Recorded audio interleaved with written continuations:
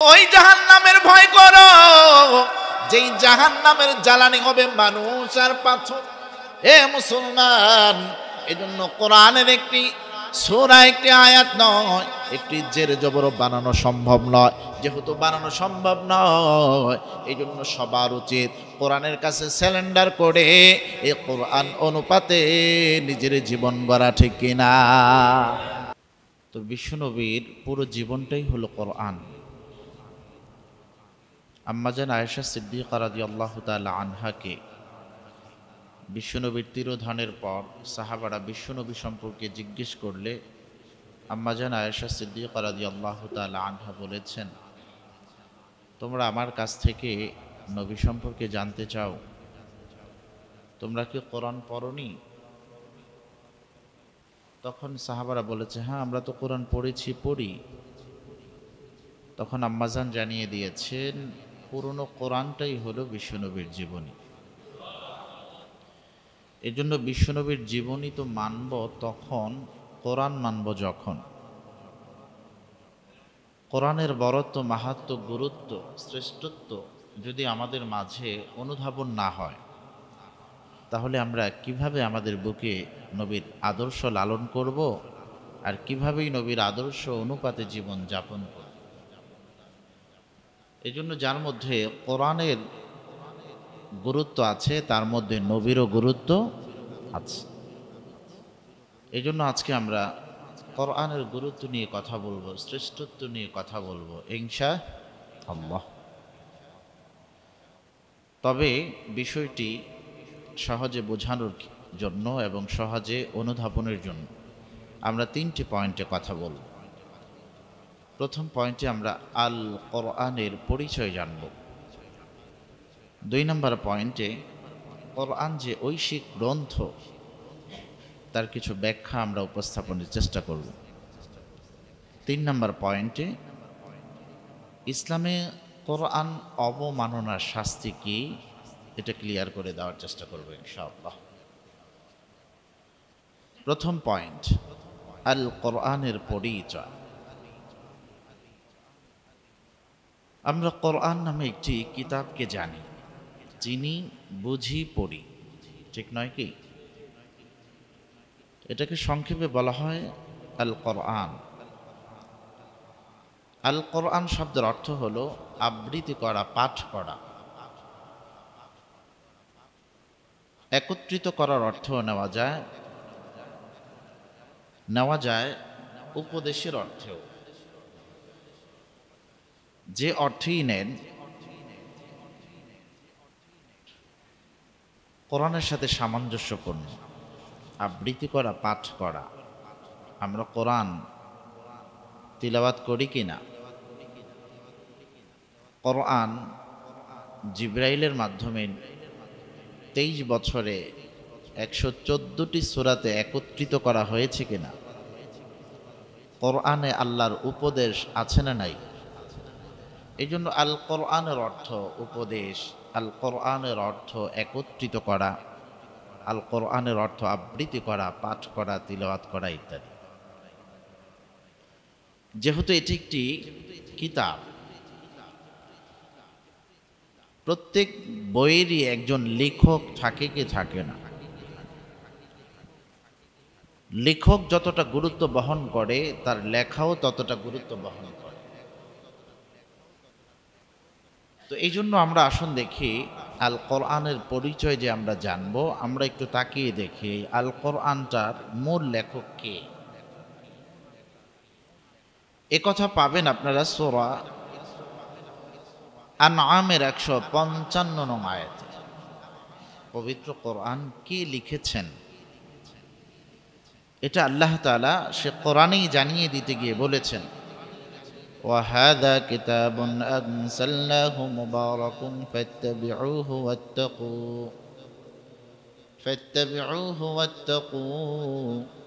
واتقوا لعلكم ترحمون।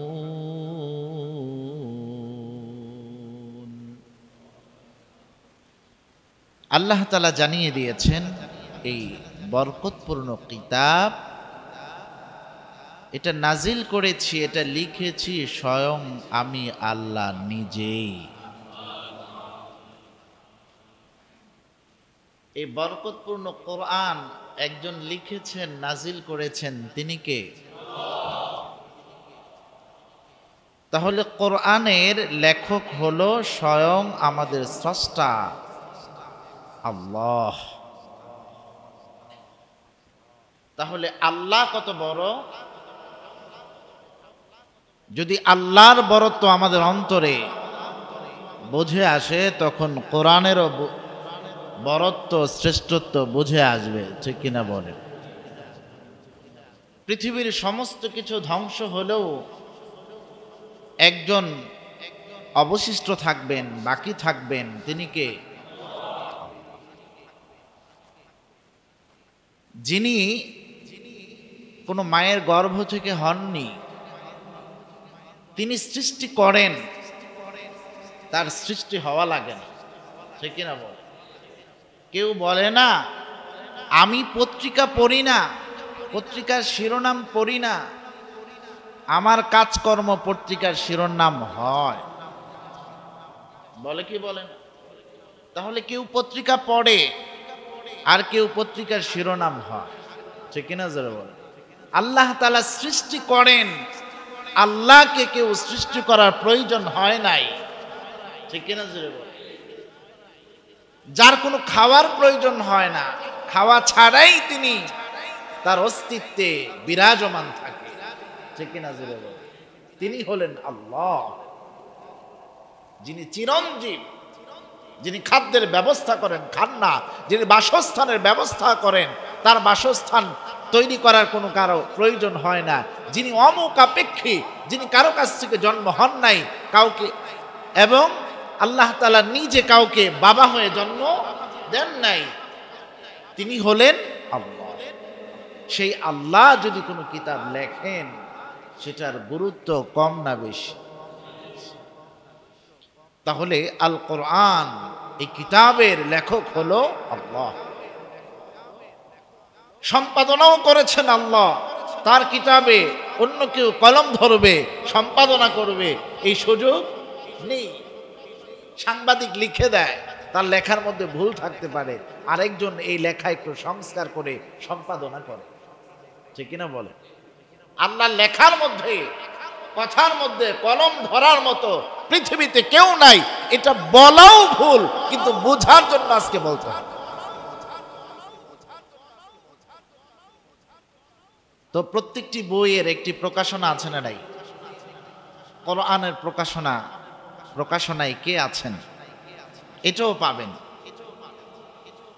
সূরা আন-নাহলের 89 নং আয়াতে আল্লাহ তাআলা জানিয়ে দিচ্ছেন, وَنَزَّلْنَا عَلَيْكَ الْكِتَابَ تِبْيَانًا لِكُلِّ شَيْءٍ وَهُدًى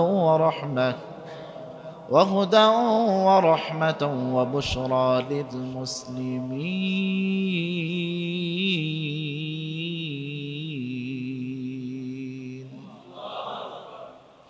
প্রকাশনায় কে আছেন আল্লাহ তাআলা জানিয়ে দেন যে, আর আমি তোমার উপর কোরআন নাজিল করেছি মুসলিমদের জন্য সুসংবাদ স্বরূপ।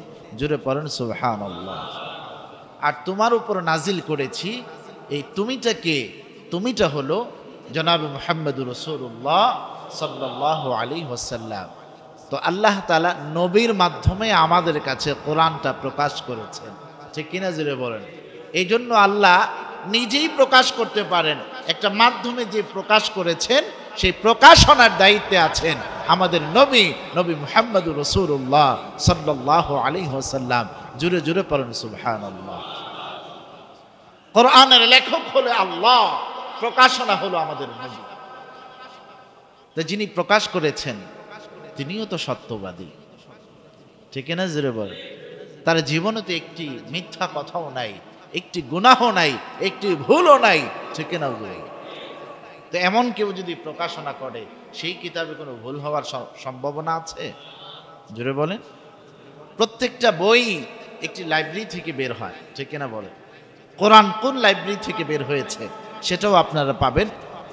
সূরাতুল বুরুজের 21 এবং 22 নং আয়াতে আল্লাহ তাআলা জানিয়ে দিয়েছেন, বাল হুয়া কুরআনুম মাজিদ ফি লাওহিন মাহফুজ। আল্লাহ বলেন এই কোরআন এটা যেই লাইব্রেরিতে সংরক্ষিত আছে, যেই লাইব্রেরি থেকে নবীর উপর নাজিল করা হয়েছে, এই লাইব্রেরির নাম হলো লৌহে মাহফুজ। সুবহানাল্লাহ, জুড়ে পড়েন। ব্রিটিশ মিউজিয়ামের এত গুরুত্ব, সেখানে অনেক কিতাব পাওয়া যায়। তো ব্রিটিশ মিউজিয়াম থেকেও যার কোনো তুলনাই করা এটা আসলে উচিত না, তারপর বোঝানোর জন্য করি, এর চেয়ে বেশি গুরুত্ব বহন করে কিনা লৌহে মাহফুজে।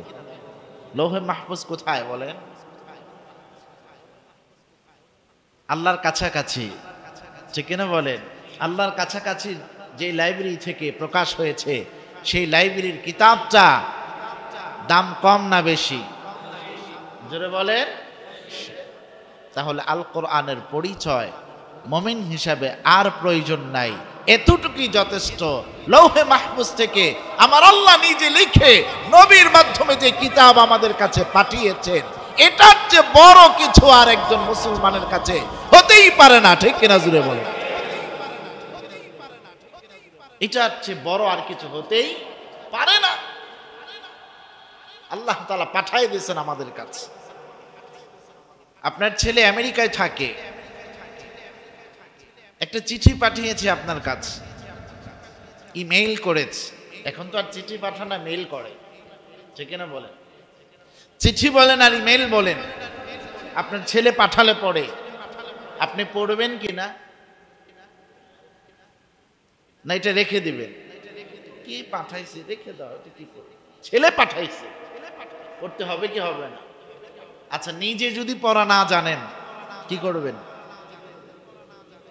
যে জানে তার কাছে নিয়ে যাবেন, যে একটু আমাকে পড়ে শোনাও, ঠিক কিনা বলেন? তো ছেলে আমেরিকা থেকে চিঠি পাঠালে, মেইল পাঠাইলে যদি পড়ার গুরুত্ব আপনার কাছে এত বেশি থাকে, যেই চিঠিটা আল্লাহ তাআলা স্বয়ং আপনার কাছে পাঠাইছে, ওই চিঠিটা তো একদিন পড়ে দেখলেন, এই আফসোস, এই দুঃখ, এই অনুশোচনা রাখবো কোথায়?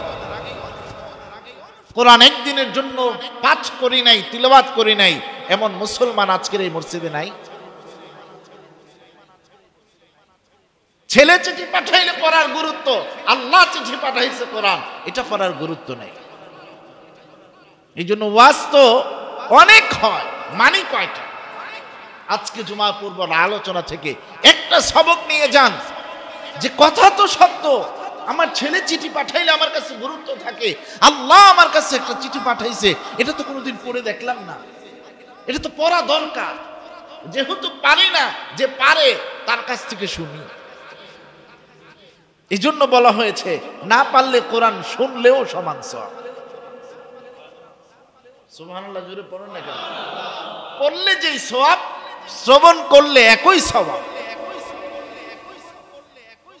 এই জন্য আজকে শাখা শিক্ষা হলো, কোরআন যারা পারি নিয়মিত করব, যারা পারি না কারো কাছ থেকে শুনবো এবং শেখার চেষ্টা করব।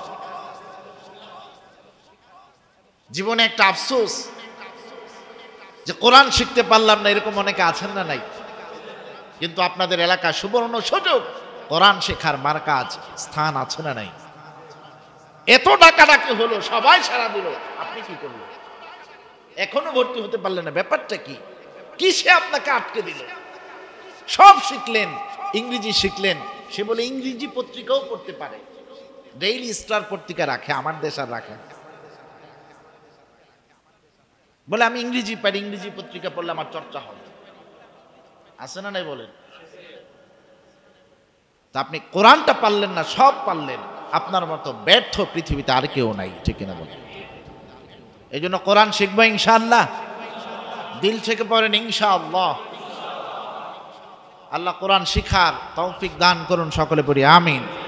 তাহলে বলছিলাম, এক নম্বর পয়েন্টে আমরা বলবো আল কোরআনের পরিচয়, ঠিক কিনা জোরে বলেন? তাহলে মৌলিক তিনটা পরিচয় খেয়াল রাখবেন। আল কোরআনের লেখক হলো আল্লাহ, প্রকাশক হলো আমাদের নবী, এটা লাইব্রেরি হলো লৌহে মাহফুজ। আর পরিচয় দেওয়া লাগবে? এটা সত্যতা অনুধাবনের জন্য, গুরুত্ব অনুধাবনের জন্য, শ্রেষ্ঠত্ব অনুধাবনের জন্য একজন মুসলমানের কাছে বেশি কথা বলা লাগে। আল্লাহ বুঝার তৌফিক দিন, জুড়ে পড়েন আমিন। তো এই কোরআনটা হুট করে নাজিল হয় নাই, আস্তে আস্তে নাজিল হয়েছে, ঠিক কিনা জুড়ে বলেন। এ কথাও আপনি পাবেন সূরাতুল ফুরকানের 32 নং আয়াতে। আল্লাহ তাআলা বলেন, ওয়ারাত্তিলিল কুরআনা তারতিলা। আল্লাহ তাআলা জানিয়ে দিয়েছেন আমার নবীর উপরে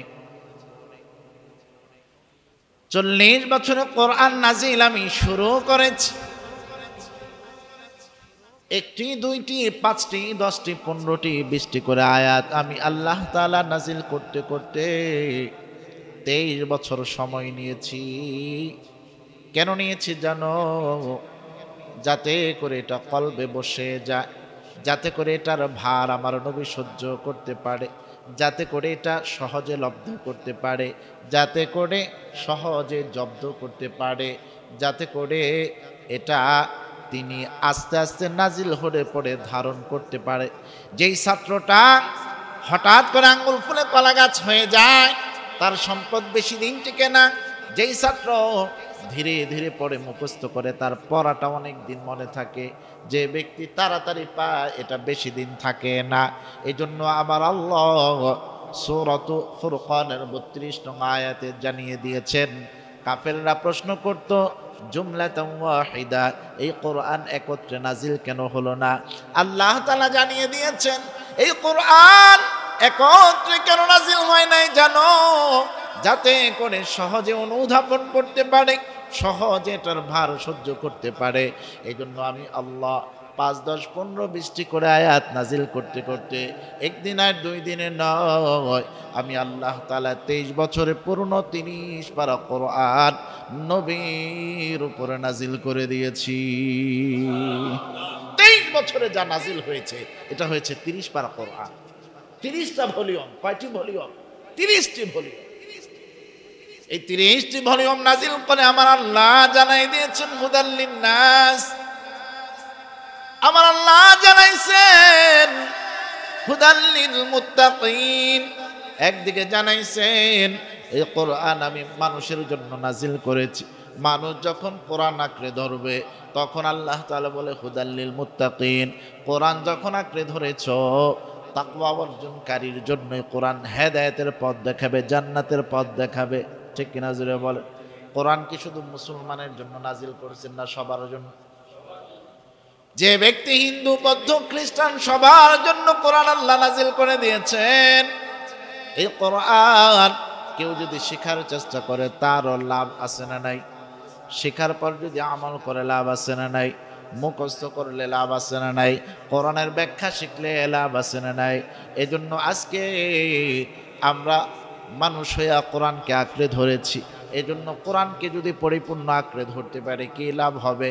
ছোট্ট করে বলে আমি 2 নম্বর পয়েন্টে যাচ্ছি।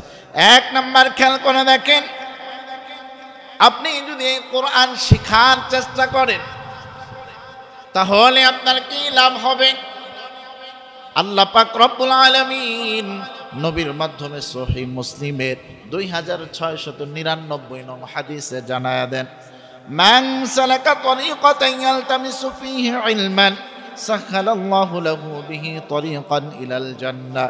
যে ব্যক্তি ইলম শেখার জন্য কোনো পথ অবলম্বন করে, চেষ্টা করে, কোরআন শেখার জন্য যে ব্যক্তি চেষ্টা করে, কোরআন শেখার জন্য যদি কেউ কোনো পথে হাঁটে, আল্লাহ তাআলা তার জান্নাতের পথ সহজ করে দিবে। যদি আপনি কোরআন শেখার চেষ্টা করেন, আপনি তাহলে কোরআন শিখার চেষ্টার পথটা উন্মুক্ত করে দিলেন। আল্লাহ বলে তুমি এই রাস্তা খুলছো, শিখার রাস্তা, চেষ্টা করার রাস্তা খুলছো, আমি তোমার জন্য জান্নাতের ফিতা কেটে তোমার জন্য রাস্তা সহজ করে দিলাম। এই জন্য কোরআন শেখা দরকার আছে না নাই? এরপরে দেখেন, আপনি কোরআন শিখে ফেলছেন, এখন যদি কোরআন তিলাওয়াত করেন, অনেক 2 নম্বর একটা দল পাবেন, কোরআন শিখছে ঠিক, এখানেই ভর্তি হয়ে শিখছে বা যে কোনো জায়গায় শিখছে, কিন্তু এটা আর তেলাওয়াত করে না। এরকম অনেক পাবেন, আমি পেয়েছি আমার জীবদ্দশা। ইংলিশ মিডিয়ামে পড়ে সন্তান, বাবা কোরআন শেখানোর জন্য খুব আগ্রহ, তো আগ্রহটাকে শ্রদ্ধা জানাই, আগ্রহ শিখাইছে কোরআন, কি করছে? শিখাইছে। রমজানে খোঁজখবর নিলাম যে ভাই কোরআন তেলাওয়াত করে কিনা, সে যা উত্তর দিল অবাক হওয়ার মতো। বলল যে হুজুর আমরা তো একজন আলেম রেখে কোরআন শিখাইছি, আলহামদুলিল্লাহ কোরআন পারে। কোরআন কি পারে, কিন্তু কোরআন পড়া লাগে না। তার কথায় যেটা সে বুঝাইলো কোরআন পারে, পারাটা পর্যন্ত সীমাবদ্ধ, এটা আর পড়া লাগে না। শুধু কোরআন শিখায় দেয়, একজন হুজুর নিয়ে কি করে শিখায় দেয়, এটা জীবনে ছুঁয়েও দেখেন। এরকম আছে না নাই? কেউ জিজ্ঞেস করলে বলে বড় হুজুরের কাছ থেকে শিখছে আমার ছেলে। কার কাছ থেকে শিখছে? বড় হুজুরের কাছ থেকে শিখছে। তো শিখছে, পড়েনি। কয় হুজুর পড়ে না তো, শিখছে। এরকম আছে না নাই? 2 নাম্বার গ্রুপ হলো পড়ে না। আপনি শেখার পর যদি পড়েন আপনার অবস্থাটা কি হবে আল্লাহ পাক রব্বুল আলামিন রাসূলের মাধ্যমে তিরমিজি শরীফের 2910 নং হাদিসে জানাচ্ছেন, মান ক্বারাআ হারফান মিন কিতাবিল্লাহি ফালাহু বিহি হাসানাতুন ওয়াল হাসানাতু বিআশরি আমসালিহা। আল্লাহ রাসূল জানায় দিয়েছেন, যদি কোরআন শেখার পর কোরআন থেকে একটি মাত্র হরফ পড়ে, আল্লাহ তাআলা তার আমল নামায় একটি হরফের বদৌলতে 10টি করে নেকি লিখে দেয়। এই হাদিসেই নবী ক্লিয়ার করছেন, তুমি একথা মনে করবে না আলিফ লাম মিম এখানে একটি হরফ, আলিফ একটি হরফ, লাম আলাদা একটি হরফ, মিম আলাদা একটা হরফ। আলিফের জন্য 10 নেকি, লামের জন্য 10 নেকি, মিমের জন্য 10 নেকি। আলিফ লাম মিম কেউ বলল তার আমল নাম আল্লাহ 30 নেকি লিখে দিল। এই জন্য কোরআন শিখার পর যদি তেলাওয়াত করেন প্রত্যেক হরফে কয় নেকি, যেটা পড়লে নেকি হবে এটা পড়ে না। হুমায়ুন আহমদের উপন্যাস পড়ে, যেটা পড়লে একটি নেকিও হবে না। ঠিক কিনা জুড়ে বলে? এই জন্য বাইতুল মোকাররম ইসলামী বই মেলা আছে না নাই?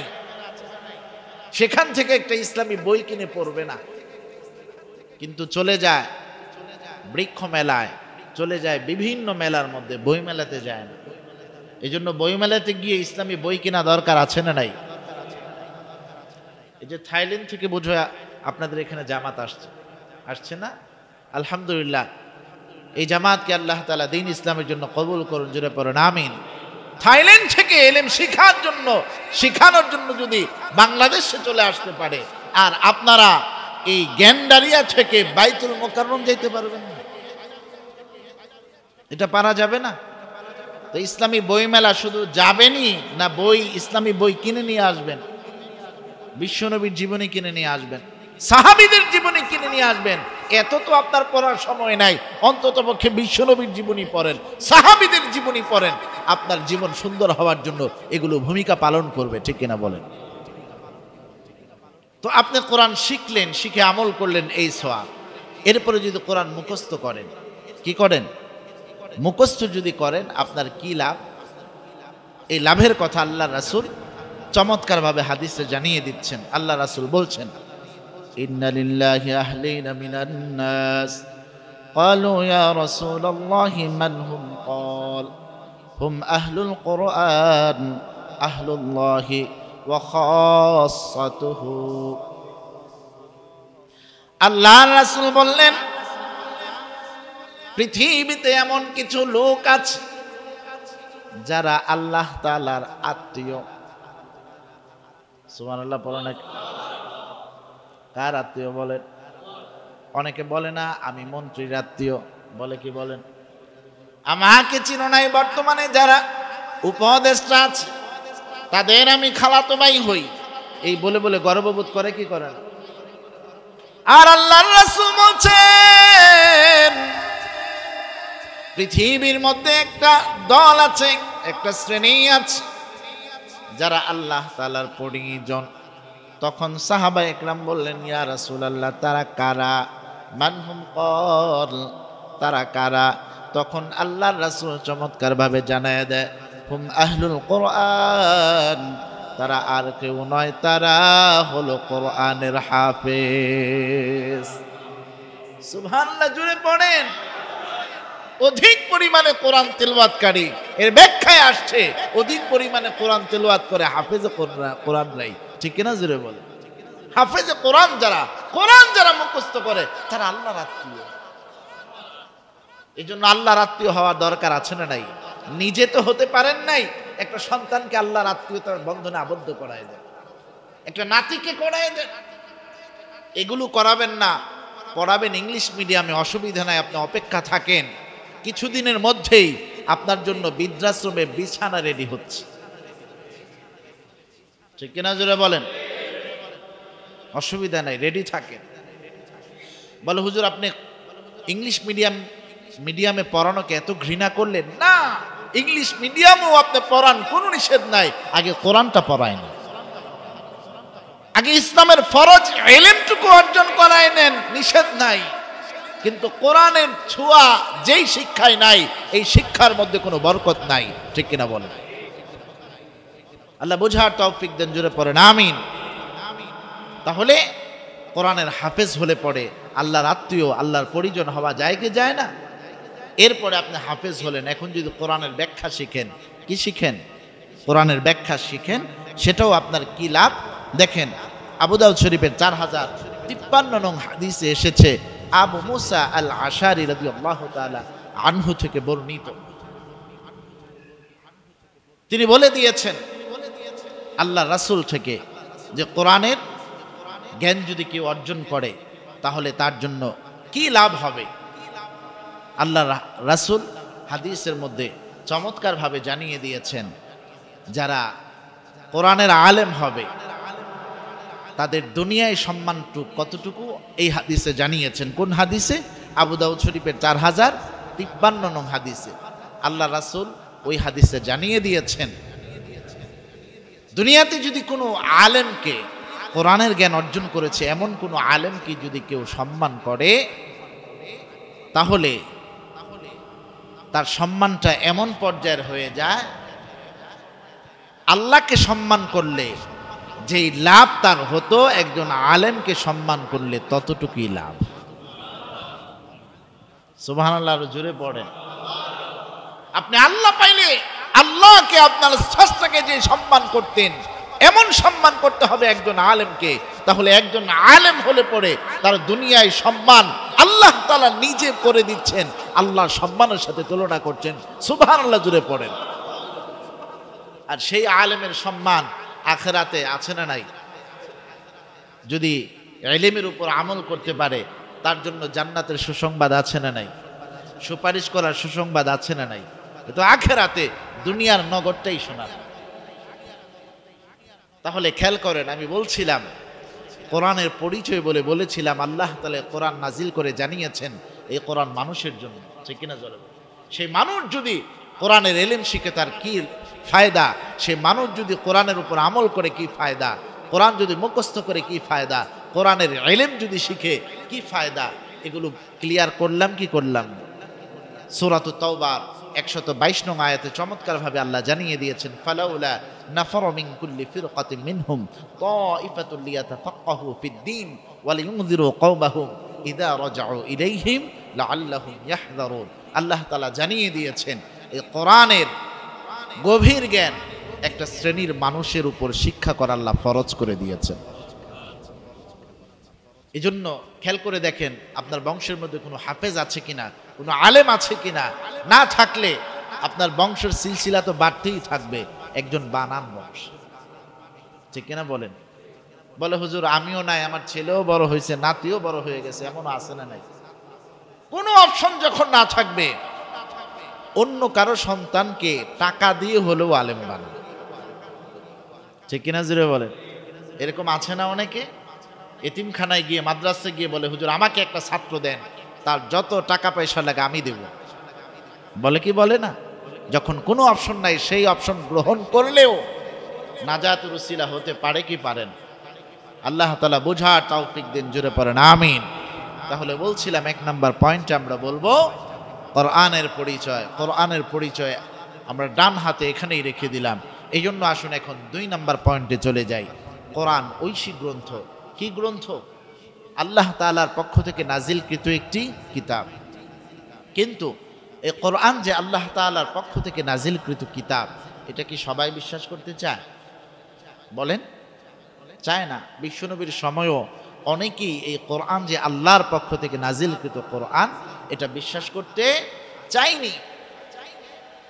এই জন্য আল্লাহ পাক রব্বুল আলামিন যেহেতু তিনি এই কোরআন নাজিল করেছেন, এই জন্য সেই অবিশ্বাসীদের সাথে চ্যালেঞ্জ ছুড়েছেন আল্লাহ নিজেই। এটা পাবেন সূরাতুল বাকারা 23 নং আয়াতে। আল্লাহ তাআলা বলেন, وَإِن كُنتُمْ فِي رَيْبٍ مِّمَّا نَزَّلْنَا عَلَىٰ عَبْدِنَا فَأْتُوا بِسُورَةٍ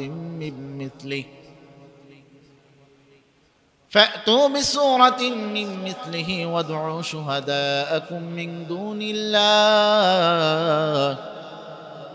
دُونِ اللَّهِ إِن كُنتُمْ صَادِقِينَ।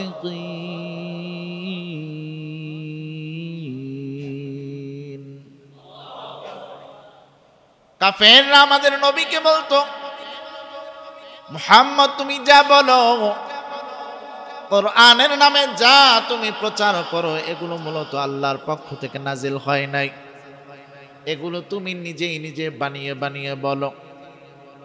আমাদের নবীকে যখন এই তুহমত দিত, মিথ্যা প্রতিপন্ন করার চেষ্টা করত, তখন আমার আল্লাহ কাফেরদেরকে চ্যালেঞ্জ করে কখনো কখনো আল্লাহ বলতো, قل لئن اجتمعت الإنس والجن على أن يأتوا بمثل هذا القرآن لا يأتون بمثله ولو كان بعضهم لبعض ظهيرا।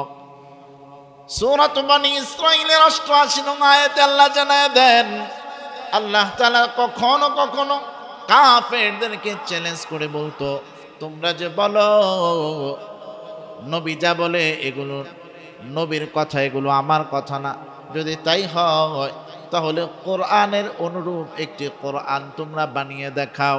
এ মুসলমান, কখনো পূর্ণ কোরআন বানায় দেখানোর চ্যালেঞ্জ আমার আল্লাহ করত, কখনো কখনো আল্লাহ তাআলা বলতেন পুরো কোরআন বানাইতে না পারলে একটি সূরা বানায় দেখাও। কখনো কখনো আমার আল্লাহ বলতো, একটি সূরা বানাতেও যদি তোমাদের কষ্ট হয় তাহলে কোরআনের একটি আয়াত বানায় হলো আমাদেরকে দেখাও, আমাকে দেখাও। এই যে আল্লাহ তাআলা সহজ থেকে সহজ করে দিয়েছেন, তারপরও আল্লাহ তাআলার চ্যালেঞ্জ গ্রহণ করার জন্য পৃথিবীতে একজনও আসেনি। আল্লাহ তাআলা এই কথাই সূরাতুল বাকারার 23 নং আয়াতে জানিয়ে দেন, ওয়াইন কুনতুম ফি রাইবিন মিম্মা নাযালনা আলা আবদিনা فأتوا بسورة من مثله وادعوا شهداءكم من دون الله إن كنتم صادقين। আল্লাহ তাআলা বলেন, কাফেরদেরকে চ্যালেঞ্জ করে এই আয়াতে বলেন, তোমরা যেহেতু বলো আমার নবী মুহাম্মদুর রাসূলুল্লাহ সাল্লাল্লাহু আলাইহি ওয়াসাল্লাম যা বলে তা কোরআনের কথা নয়, আমার কথা নয়, এগুলো সে বানায়া বানায়া বলে, যদি তাই হয় তাহলে মুহাম্মদের দিকে লক্ষ্য করে দেখো, সে কোনো বিদ্যালয়ে ভর্তি হয় নাই, কোনো জ্ঞান অর্জন করে নাই। জ্ঞান অর্জন ছাড়াই যদি একটা বানায় বানায় এত সুন্দর কথা বলতে পারে, আর তোমরা তো সমাজের মধ্যে একজন জ্ঞানী, বিজ্ঞানী, মহাজ্ঞানী, তাহলে তো তোমরা এর চেয়েও সুন্দর কিতাব বানাইতে পারবা, ঠিক কিনা জোরে বলেন। তখন আল্লাহ বলে, আমার নবী কোন বিদ্যালয়ে ভর্তি হয় নাই, কোন স্কুল কলেজ ইউনিভার্সিটিতে ভর্তি হয় নাই, মাদ্রাসায় ভর্তি হয় নাই, তার পক্ষে যদি এত সুন্দর কথা বানানো সম্ভব হয় তাহলে তোমরা মহাজ্ঞানীরা আরো সুন্দর কথা বানাতে পারবা। তাহলে তোমাদের সাথে আমি আল্লাহর চ্যালেঞ্জ, বানায় দেখো বিসূরাতিন মিন মিসলি, পুরো কোরআন দরকার নাই, একটি সূরা আমাকে বানায় দেখাও, তাও সূরাতুল বাকারার মতো বড় সূরা প্রয়োজন নাই। তোমরা পবিত্র কোরআনের সবচাইতে ছোট সূরা, সবচাইতে ছোট সূরা সূরাতুল কাউসারের মতো একটা সূরা বানাইয়া আমাকে দেখায় দাও। সুবহানাল্লাহ, জুড়ে পড়েন। চ্যালেঞ্জ ছুড়েছেন কে? আল্লাহ। কার মাধ্যমে? রাসূলের মাধ্যমে। যখন এই চ্যালেঞ্জ শুনলেন, তখন আল্লাহ তাআলা তাদেরকে অবকাশ দিলেন, ওয়াদউ শুহাদাকুম মিন দুনিল্লাহ। আল্লাহ বললেন, তোমরা এই আরবের মধ্যে সীমাবদ্ধ রেখো না। যদি তোমাদের একটা ছোট সূরা বানানোর প্রয়োজনে যদি আরবের বাহির থেকেও কোনো জ্ঞানী বিজ্ঞানী আনতে হয়, আনো। এখানেই তোমরা সীমাবদ্ধ থেকো না। তোমাদের যদি প্রয়োজন হয় মানুষ ছাড়া জিনেরও সহযোগিতা নেওয়ার জন্য, আল্লাহ ইনিজতামাআতিল ইনসু ওয়াল জিন্নু, জিনেরও যদি সহযোগিতা নেওয়ার প্রয়োজন হয় তা নাও, নিয়ে হলেও তোমরা সূরাতুল কাউসারের মতো একটা সূরা বানায়া দেখাও। যখন এই চ্যালেঞ্জ ছুড়লেন তখন আরবের একটা নিয়ম ছিল, কেউ যদি চ্যালেঞ্জ ছুটতো ওই চ্যালেঞ্জটা একটি কাগজে লিখে কাবা ঘরের দেয়ালে লটকে রাখতে হতো। তখন আমাদের নবী কি করলেন, আল্লাহর পক্ষ থেকে এই চ্যালেঞ্জটা একটা কাগজে লিখে কাবা ঘরের দেয়ালে লটকিয়ে রাখলেন। চ্যালেঞ্জ ছুড়েছে আল্লাহ নবীর মাধ্যমে, আর চ্যালেঞ্জ যাদের কাছে ছুড়েছে তারা হলো কাফের, ঠিক কিনা জোরে বলেন।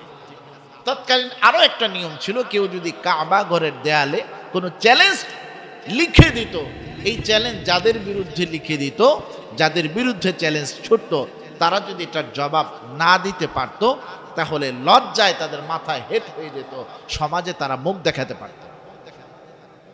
এই জন্য করলো কি, তারা সূরাতুল কাউসারের মতো একটা সূরা বানানোর জন্য সমস্ত জ্ঞানী বিজ্ঞানী যারা আছে সবাই মিলে একত্র হয়ে তারা প্রথমে নির্ণয় করলো যে সূরাতুল কাউসারটা গদ্য না পদ্য।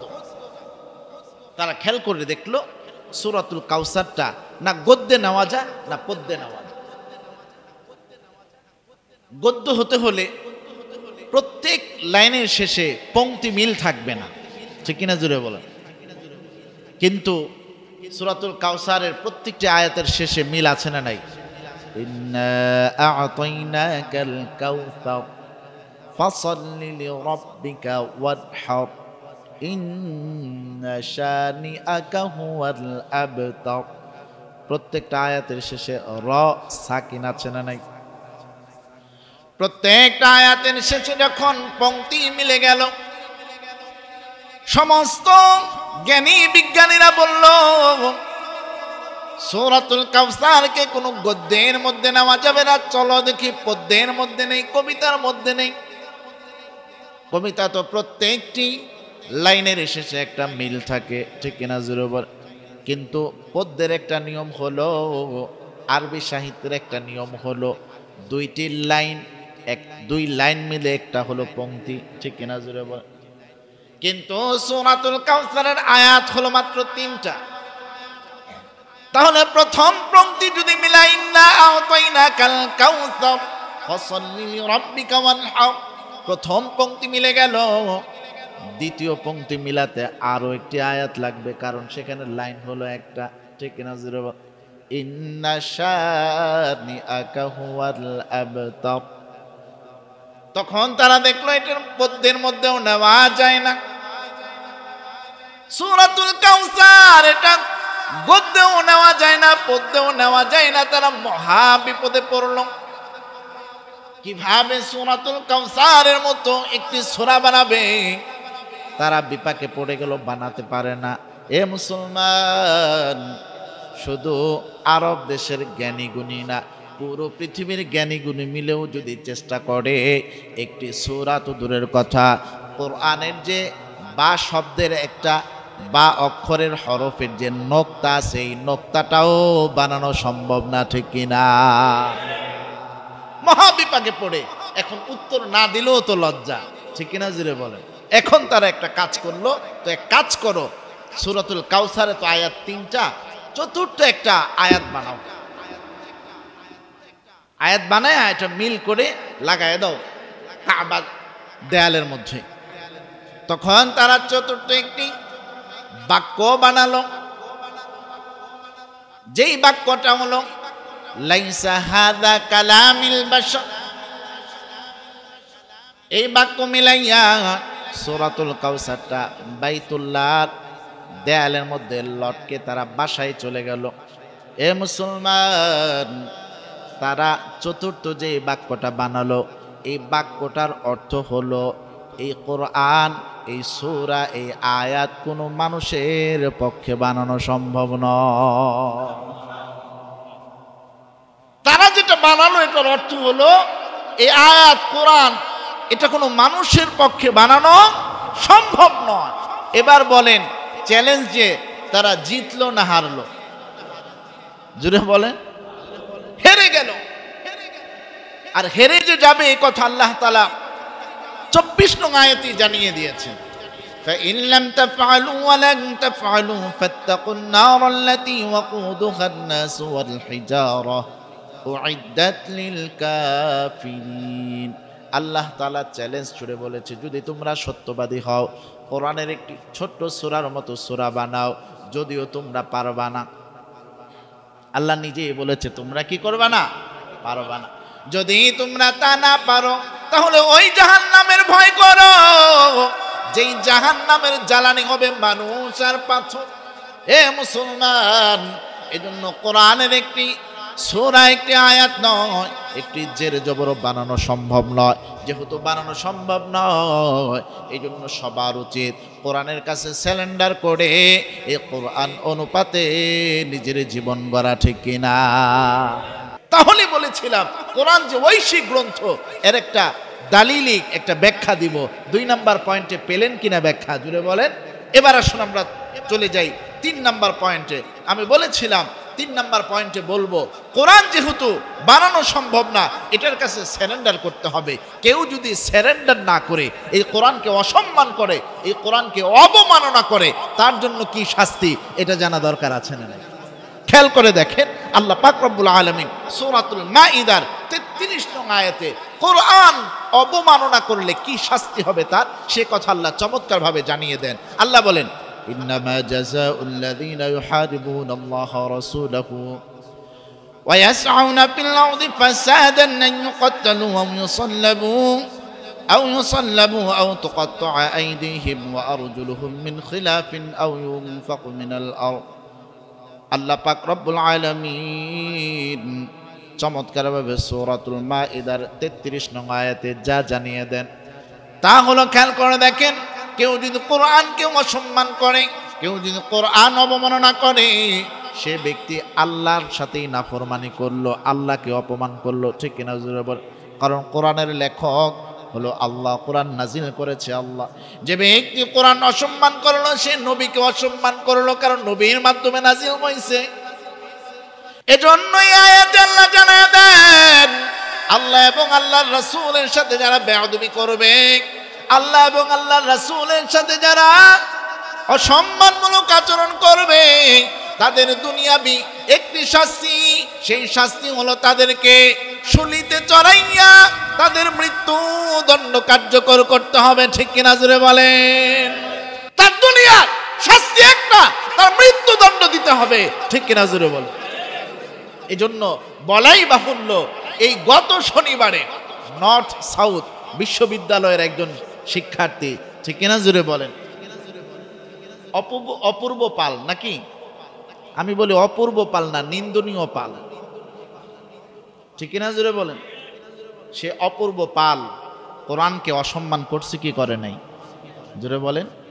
এখন তাকে বাঁচানোর জন্য এক শ্রেণীর মানুষ বলতেছে সে নাকি উন্মাদ, সে নাকি পাগল, সে নাকি মেন্টাল, ঠিক কিনা জোরে বলেন? তা আমরা বলবো সে যদি এরকম পাগলই হয়ে থাকে তাহলে পাগলের ঠিকানা তো পাবনায়, সে কিভাবে নর্থ সাউথে ভর্তি হল? ঠিক কিনা জোরে বলেন? তাহলে এই পাগল ট্যাগ লাগানো মৌলিকভাবে তাকে বাঁচানোর নামান্তর। সাবধান করে দিতে চাই, কোরআন অবমাননাকারীদের যারা বাঁচাতে চাবে তাদেরকেও বাংলার তৌহিদি জনতা ছাড় দিবে না। নর্থ সাউথ বিশ্ববিদ্যালয় কর্তৃপক্ষ এই দায় এড়াতে পারে না, কারণ এর কিছুদিন আগে সেই নর্থ সাউথ বিশ্ববিদ্যালয়ের একজন শিক্ষক হাদিসের উদ্ধৃতি দিয়ে কথা বলার কারণে তাকে সেই শিক্ষকতা পদ থেকে অব্যাহতি দিয়ে দেওয়া হয়েছে, ঠিক কিনা জুড়ে বলেন? হাদিস থেকে কথা বলার জন্য তোমরা অব্যাহতি দাও, আর কোরআন অবমাননা করলো, তোমাদের কোনো ব্যাখ্যা নাই, তোমাদের কোনো বিবৃতি নাই, তাহলে বোঝা যাচ্ছে সে কোরআন অবমাননা তোমাদের ইন্ধনেই হয়েছে। যদি তোমরা বাঁচতে চাও স্পষ্ট ব্যাখ্যা দাও, যেই ছাত্র কোরআন অবমাননা করেছে ওই ছাত্রের পক্ষে আমরা নই, ঠিক কিনা জোরে বলেন। আর তাকে পাগল বলে বাঁচানোর কোনো সুযোগ নাই। আজকে আমরা এই জুমাপূর্বক আলোচনা থেকে স্পষ্ট ভাষায় জানাতে চাই, এই পূর্ব ইতিহাস থেকে আমরা দেখেছি বারবার এই কোরআন অবমাননাকারীদেরকে ছেড়ে দেওয়ার কারণে আজকে এই ফেসিবাদ চলে যাওয়ার পরে স্বাধীন বাংলাদেশে আবারও কোরআন অবমাননা করার সাহস পাইছে, ঠিক কিনা জোরে বলেন। আজকে যদি তাকে ছেড়ে দেওয়া হয়, সামনে আরো কোরআন অবমাননা করতে পারে, এরকম সম্ভাবনা আছে না নাই? এই জন্য আমরা বলবো এখন এই সময় শাস্তি দেওয়ার ক্ষেত্রে এমন দৃষ্টান্ত স্থাপন করতে হবে, পৃথিবী যতদিন থাকবে আর একজনও যেন কোরআন অবমাননার সাহস না পায়, এমন শাস্তি দিতে হবে, ঠিক কিনা জোরে বলেন। প্রয়োজনে যদি সংবিধান পরিবর্তন করতে হয় সংবিধান পরিবর্তন করেন, তারপরেও কোরআন অবমাননাকারীর শাস্তি কোরআনে আসছে তার মৃত্যুদণ্ড কার্যকর করা, আমরা চূড়ান্ত শাস্তি কামনা করি, ঠিক কিনা জোরে বলেন। সেই নর্থ সাউথ বিশ্ববিদ্যালয়ের শিক্ষার্থী অপূর্ব পাল কোরআন অবমাননা করেছে, তার সর্বোচ্চ শাস্তি আমরা কারা কারা চাই, দুই হাত উঁচু করে আল্লাহকে দেখায়। আল্লাহ আমাদের কোরআন অবমাননাকারীদের পক্ষে নয়, সদা সর্বদা ইসলামের পক্ষে, আল্লাহ এবং আল্লাহ রাসূলের পক্ষে থাকার তৌফিক দেন, জোরে পড়েন আমিন। এই জন্য নর্থ সাউথ বিশ্ববিদ্যালয় এখনো কোনো বিবৃতি দেয় নাই, ঠিক কিনা জোরে বলেন। তাকে শুধু গ্রেফতার করা হয়েছে, আর গ্রেফতার কখন করা হয়েছে, এই ভিডিওটা সামাজিক মাধ্যমে ছড়ানোর পর অবমাননা করছে আরো আগে। যদি আজকে ভাইরাল না হতো, এটা যদি সামাজিক যোগাযোগ মাধ্যমে ছড়িয়ে না যেত, তাহলে এটার কোনো কিছুই হতো না, ঠিক কিনা জোরে বলেন। এই জন্য কোরআন অবমাননার শাস্তি এখানে অপরাধ বুঝে বেশ কয়েকটা শাস্তি বলা হয়েছে। চূড়ান্ত শাস্তি হলো মৃত্যুদণ্ড, আর আখিরাতে তার জন্য জাহান্নাম আছে না নাই? জোরে বলতে হবে, আছে না নাই? এই জন্য সাবধান, কোরআন অবমাননা নয়, কোরআনকে চুমু দিয়ে চোখে লাগাতে হবে, বুকে লাগাতে হবে, ঠিক কিনা জোরে বলেন। কোরআনের বদৌলতে হযরত উমর সম্মানিত হয়েছে কি হয় নাই? কোরআনের বদৌলতে সাহাবীরা সম্মানিত হয়েছে, কোরআনের বদৌলতে ইসলামপুরের 30 টাকা দামি গজের কাপড়ও সম্মানিত হয়েছে গিলাফ হওয়ার কারণে, ঠিক কিনা জোরে বলেন। আর সুন্দরবনের কাঠ রেহাল হওয়ার কারণে সম্মানিত হয়ে গেছে, ঠিক কিনা জোরে বলেন। সেই কোরআন যদি মানুষ হয়ে আমরা আমাদের জীবনে বাস্তবায়ন করতে পারি, আমাদেরও একজন সম্মান বাড়িয়ে দিবেন, তিনি কে? এই জন্য কোরআন আমরা সংসদে চাই কি চাই না? বাংলাদেশে কোরআনের শাসন চলুক আমরা চাই কি চাই না? এই জন্য বলবো, অদূর ভবিষ্যতে কারা সরকার গঠন করবেন এটা আল্লাহ তাআলাই ভালো জানেন, কিন্তু আমরা লক্ষ কোটি তৌহিদি জনতা, 18 কোটি এই বাংলার জনগণ আমরা চাই আগামী যারা সরকার গঠন করবে তারা কোরআন দিয়ে দেশ চালাক, তারা কোরআনের শাসন কায়েম করুক, এটাই আমরা চাই, ঠিক কিনা জোরে বলে। এই জন্য যেই মুহূর্তে কোরআন অবমাননার সংখ্যা দিন দিন বেড়ে যাচ্ছে, ঠিক ওই মুহূর্তে কোরআনের সম্মান নিয়ে কথা বলা দরকার, আছে না নাই? সেই ইমানি দাবি থেকে আজকে 3টি পয়েন্টে কথা বলেছি যে কোরআনের পরিচয়, কোরআন ঐশী গ্রন্থের দালিলিক প্রমাণ এবং কোরআন অবমাননার শাস্তি। আল্লাহ তাআলা আজকের উক্ত আলোচনা থেকে শিক্ষাগুলো গ্রহণ করে বাস্তব জীবনে কোরআন অনুসরণ করেই চলার তৌফিক দান করুন, আমিন। ওয়া আখিরু দাওয়ানা আলহামদুলিল্লাহি রাব্বিল আলামিন।